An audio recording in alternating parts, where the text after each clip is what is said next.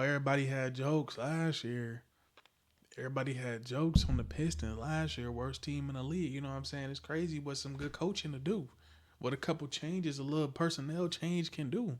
What some new leadership can do. So let's see why your team should be afraid of the Detroit Pistons.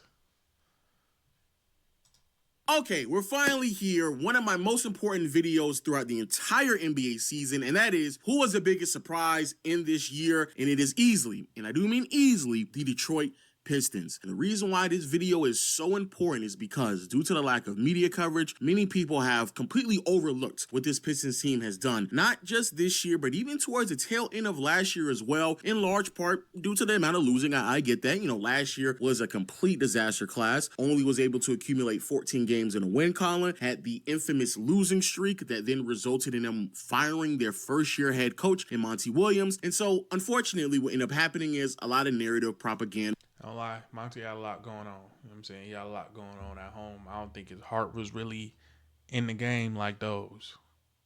That's all I'm gonna say. But I wish nothing but the best for Monty. I hope he, you know what I'm saying, him and his wife, his wife was dealing, she was ill. So, you know what I'm saying? I ain't gonna say nothing bad about Monty, but you know what I'm saying, I'm gonna let Low proceed. And that I believe was not accurate assessments of who that team was last year got labeled on a lot of those players out there in Detroit. And consequently, what ended up happening was a lot of growth from those young players as well that continued to be overlooked. And here we are now. And since the turn of the calendar year, they're still being overlooked. And I'm here to tell you right now, if you are a fan of an Eastern Conference team outside of the Celtics, I think the Celtics, they should be safe. But if you are a fan of an Eastern Conference team, I'm here to tell you, let this be your wake-up call, because even though Detroit has been a massive surprise throughout this regular season, they should not be a surprise on what I believe they're going to do in the postseason, because they have been really, really impressive. What exactly do I mean by this? As I record this video, the Pistons have a record of 42-33, a complete turnaround from where we were last year, literally 3 times as many wins from last year to where we are today. That's amazing. Offensive rating has been around league average, but defense is what they've really been able to hang their hat on. Top 10 status in the NBA, which has resulted in a net rating that has been around 10th or 11th. Now, that sounds like a team that has been meh, right? I mean, a good story, bounce back, really sounds cute and all, but why exactly am I overreacting to such an average looking team, right? Nothing really. To go from being completely ass last year to average is leaps and bounds. Like, this team look, again, you ask me, if you here in Michigan, this is, you know what I'm saying? The Detroit Pistons is not like this was our team that got a championship. You know what I'm saying? So we take pride, and we take pride in that. You know what I'm saying? Like, the Pistons being good, the Pistons being competitive. Like, niggas take pride in that, man. We got historic players. We got Hall of Famers from the Pistons, dog. So for them to be good from what they was to now, from last year to this year, that shit is amazing. Yeah, you can call it average. I think they look amazing. I'm biased. I'm telling you right now, I'm biased. Really sticks out outside of maybe their defense. Well, the reason why is because a lot of the losses and a lot of what we're seeing from this team is not being accurately depicted because of how they started off this season. In the first couple of months, really before January 1st, the Pistons were still a losing franchise record-wise. However, since then to where we are now, things have completely changed. Since January 1st, the Pistons have a record of 28-15, which is the 5th best record in the NBA, an offensive rating of 116.8, which is 8th best in the NBA, and the 2nd best defense in the league with a defensive rating of 110, giving them a net rating of 6.6, which is still top 5 status. So this means Detroit, since the beginning of the year, has been a top 5 team in the NBA, and normally I use like 15 to 20 game sample size over here in my team, but I wanted to extend it to the beginning of the year so you all understand that this is not like a small sample size that we're overreacting to here. This is a legitimate sample size of wins that they've accumulated with a large sample size of defensive presence that people should really take serious. And just in case you are wondering, like, oh man, what are these impressive wins that I may be referring to? Detroit beat the Knicks, Rockets, and Clippers, but the most impressive wins have to be against the Boston Celtics back in February. These is top teams. This for Shaq, who don't be watching who don't be watching ball for real. These two bottom teams that you see, you know what I'm saying? They always got the damn Knicks on TV, but these two bottom teams, Boston and Cleveland. You know what I'm saying, they talking about they gonna win a championship. The other one just won the championship. You know what I'm saying?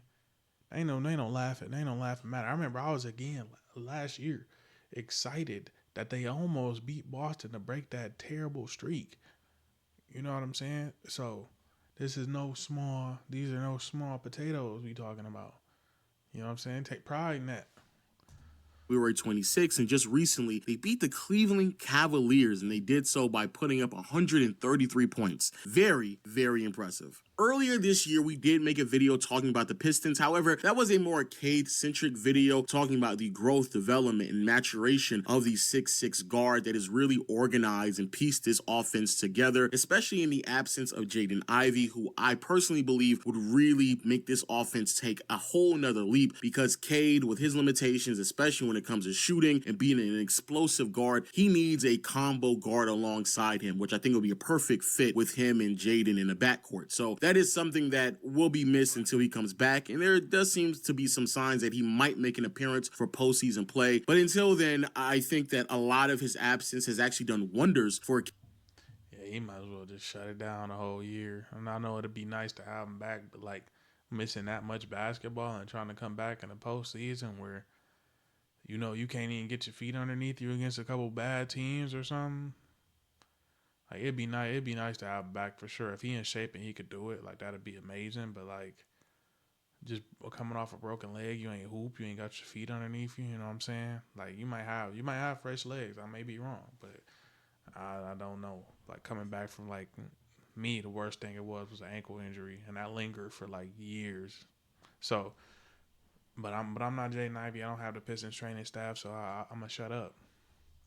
Cade as a ball handler, passer, playmaker, decision maker in this offense. Now, that doesn't mean he doesn't have his faults, because he still is limited in terms of his passing ability, especially some of the high leverage passes. But nevertheless, the numbers really do speak for themselves, especially since January. Cade has been averaging 27 points, 9 assists, 5 to 6 rebounds. The turnovers are still there, but shooting splits of 47, 35, and 89 are all very much so impressive. The one thing that I have noticed with Cade over the last couple of months now is his willingness and acceptance of double teams to make easier reads, because those pocket passes still aren't there yet. Skip passes still are a little bit out of control from time to time, even though I do see some improvements. But the one thing I've noticed out of him, instead of trying to ride the defense and make the pocket pass, what he tends to do is just accept the double team and use his height and length to read over the double team and make certain reads, which I do believe is probably the best way for him to leverage himself against the defense. And those are all things that are really, really great. However, this video cannot just be about Cade. Even though I do believe he's probably going to make an All-NBA team, he's probably going to win Most Improved Player of the Year, which, I have my own thoughts about that. But this video cannot just be about Cade, because it will be doing a massive disservice to everyone else on this roster, and I don't want anyone to believe, heading into the playoffs, that this is just a Cade-led team. No, no, no, no, no. First, shout out to Malik Beasley. He's having an amazing shooting season, attempting 9 threes a game, converting them at a 42% clip, and he's at a point right now where he's more than likely going to finish the season not only leading the NBA for the most made threes, but cracking that 300 made three. Shout out to Malik Beasley, but this shit hella random for him to shout out to him, big shout out to him, but this shit is hella random that he leading the league in threes, top 5, all right, top 10, yep, but leading, insane. But shout out to bro, you hooping, you know what I'm saying? Put the work in, you know what I'm saying? Keep it up in the playoffs, you know what I'm saying? We need to win a series or something. Threshold for a year, putting him on a very short list of players that predominantly is made up of Clay and Steph, but still a very impressive list to be on for a shooter. And the things he's been able to do for this offense is very, very impressive, especially in the absence of Jaden Ivey. And I do believe a player like Malik Beasley is exactly who you needed to surround Cade with all season long last year. It was a huge reason why Cade couldn't make the proper progression and development in his game, because he didn't have. He was passing to Killian Hayes. Let's just cut the bullshit low. He was passing it to Killian Hayes. It was a stat that came out when they said, I don't know if it was a real stat, but it was a real one to me. Whenever he passed the ball to Killian Hayes, it was the equivalent of a turnover, because he'd do some bullshit with the ball. So let's just call it what it is. And I hope he said, have the proper floor spacing. But this offense isn't really made up of just Cade and Malik Beasley shooting. A lot of it has to do with grit and grind, offensive rebounding, and up and down tempo that is really being pushed by the amount of defensive pressure that you can feel from this team. And if anything, that has probably been the biggest difference maker from this year's team and last year's team. And quite frankly, is the biggest identifier for this team as well. And this is where, again, a lot of really great players. Dennis Schroeder, he's been on this team. He's had some really good moments as well. Lindy Waters, he's on his team as well. Shout out to him out in Golden State. And now with the Pistons, he's been amazing, converting his shots 41% from behind the arc. He's been really, really great. This is where we have to kind of really lock in now for a second, right? And we're going to talk about some defense, right? That brother, Asar Thompson,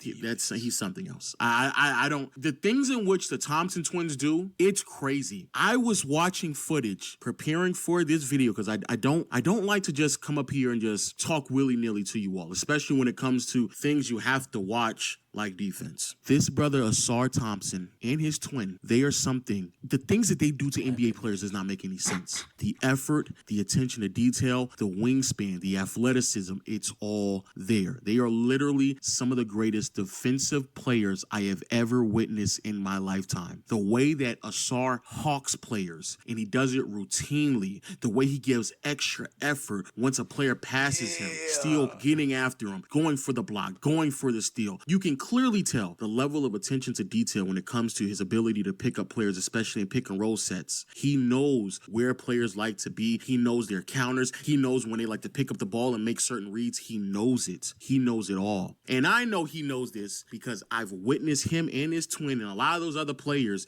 in Overtime Elite because it's in Atlanta and I'm based in Atlanta and I've seen them behind the scenes. Bro, this as a defensive player, that shit is beautiful to see. I'm not gonna lie. That shit is beautiful to see because it is for basketball's sake, and I say for football's sake too. It's effort. It's effort and motor.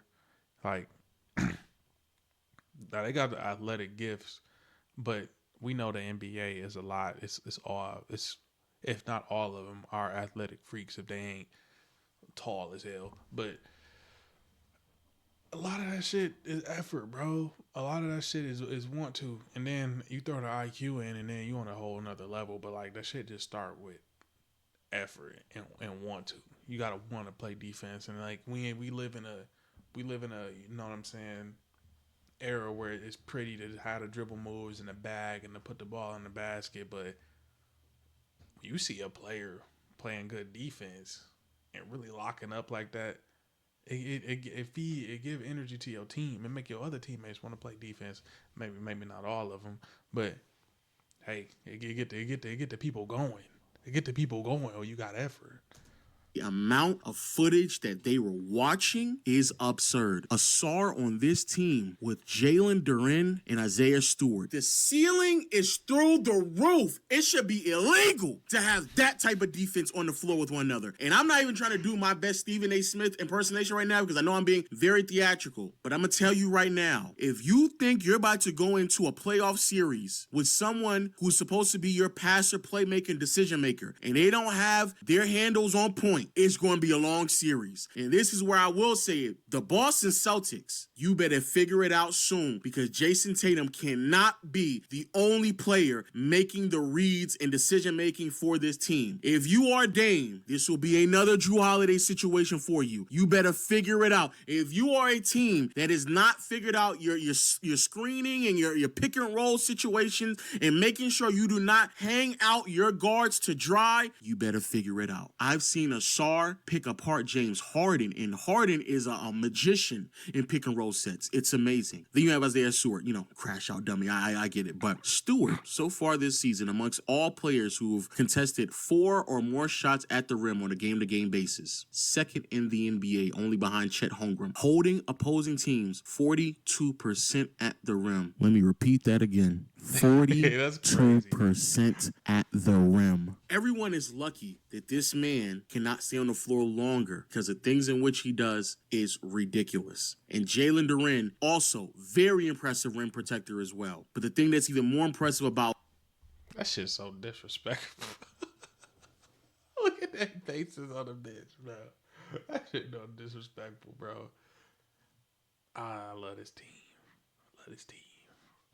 Look at the Pistons, man. So inspiration. Look at Cade face. But whoo, all right, all right, all right, all right. Like Isaiah Stewart, man. I know you can't do nothing for real on the offensive side, bro. But I respect the defense. You know what I'm saying? If we had Cade, if we had Cade and Ivy right now, we'd be competing for the fourth seed. But unfortunately, I think they're gonna land somewhere around the fifth seed. The end of the schedule a little bit tough, but hopefully Cade back and they can knock out them last couple games and get a higher seed, get the best seed possible, I should say. Duren and Stewart is that they can move their feet. They're laterally quick. Stewart, it makes sense because he's not a real big. He's like 6'8", right? So he's the size of a lot of wings. So he has the ability to kind of move his feet. But the defensive flexibility, the versatility that is there as well, forcing turnovers, getting people in uncomfortable situations, the blitzing, the handling of opposing teams' ball handlers, those are the difference makers. And again, I've seen this quite often, especially in the Eastern Conference, when a lot of teams are not properly prepared for that playoff defense to switch. You have another thing coming for you. If you think you're about to just walk into anywhere where Detroit is across the aisle from you and you think you're about to get off that offense that you were getting off in the regular season, it's not going to happen. And it's the biggest reason why this team has been the second best defense for over 40 games now. They're relentless. They're tenacious. They get after it. They turn you over. And I'm not just talking about turning over the ball. They turn over ball handlers, make it difficult for them. And if they can stop the snake of the offense, they will make sure they manage everything else in that back line as well with Stewart and Jalen Duren. You have to not fall for it. And so, yes, I do believe there are still very clear limitations. The floor spacing isn't there. There's a reason why Isaiah Stewart doesn't play as many minutes as he normally does, because he's not someone who really provides a lot of value offensively. He also fouls a lot. I think that if this is a team that has to rely on, we know that ain't your game, brother. We know that ain't your game. If we can get like two good games, we can get like 2 20-point games out of Tobias in the first round. I'm cool with it. You could be trashed the rest of the series with just like 2 good games. And then, like he said, if now he put it in my head that Ivy could potentially come back, but that might be a pipe dream. But I do like Sasser and I like Holland. So hopefully they could step their game up a little bit more in the playoffs too. Tobias Harris in postseason minutes. I think that's going to be a problem, even though I think Tobias in spurts has been really solid for this team. That is going to be a problem for this roster as well. And I do believe Cade is going to provide a level of limitations offensively that will inevitably be their demise, because as great as the team is defensively, offensively, it does really concern me. I'm actually surprised that Malik Beasley has gone this long shooting this well from 3. How much that's going to translate in the postseason, who knows? Is there going to be anyone else that is going to join him for the ride in terms of floor spacing, or at least enough floor spacing for the Pistons? Who knows as well? Most of their ability to overcome their limitations, again, has been offensive rebounding, transition play, and being able to kind of just make the most of whatever the defense is giving you, which a lot has been mid-range shooting, in which Cade has really been good at. Shout out to Asar Thompson, very similar to his brother. They somehow just manifest these points out of nowhere, thin air, thanks to their athleticism and being able to attack certain weak points of the offense, especially when they're playing in zone. I think those are also really key moments for this team and what they've been able to muster up offensively throughout many of these games in which they've struggled in. And so those are all things that are very, very much true. But I genuinely believe that this is a team that could win solely based off of defense. They can go into series, and if you are a team that is struggling on the offensive side of the floor, it's going to look significantly worse when you have to match up against a team like this. They rotate really well.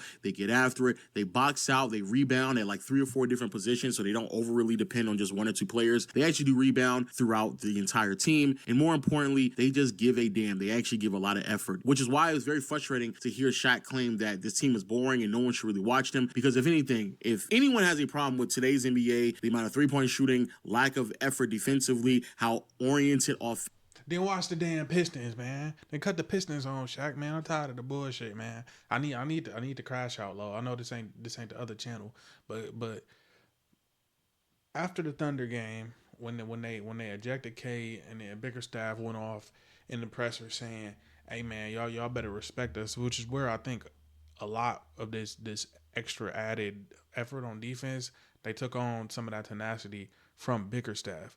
And I think you see it on the court with the effort and all of these extra facets, like the the players taking on some of the personality of the coach. Not saying that they didn't have this in them already, but you know sometimes a coach can pull that out of you. If you know your coach give a damn, you give a damn too. You breathe that out of your coach.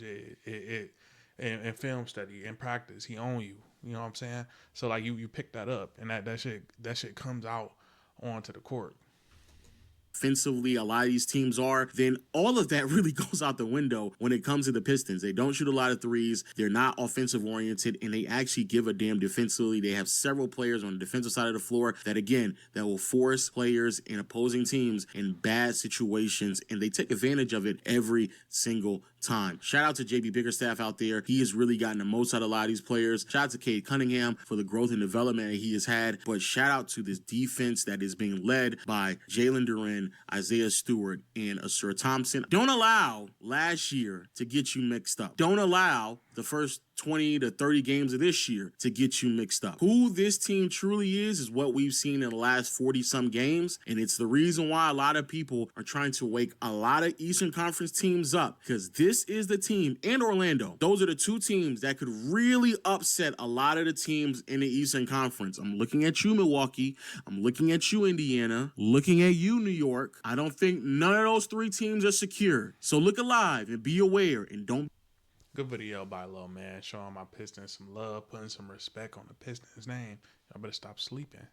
Y'all better stop sleeping. Cause I'm here in Michigan, and we rocking with the Pistons, dog.